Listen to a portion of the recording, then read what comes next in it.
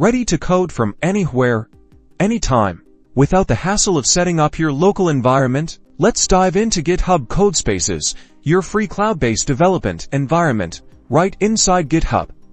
First, navigate to a repository on GitHub, then find the code button, click on it. This button will display a drop-down menu. In the drop-down menu, select Create Codespace. On this option allows you to launch a new codespace for the repository. Before you launch, make sure you are in a repository.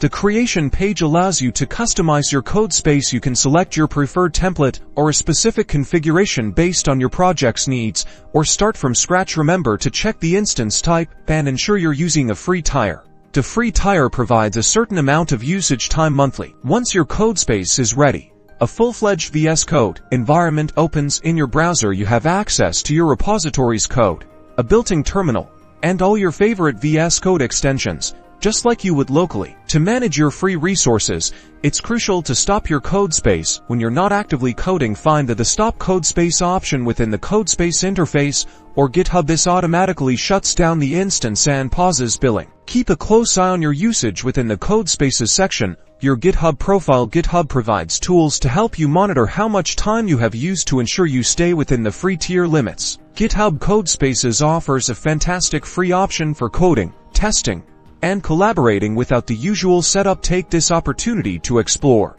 experiment, and code from anywhere, and happy coding.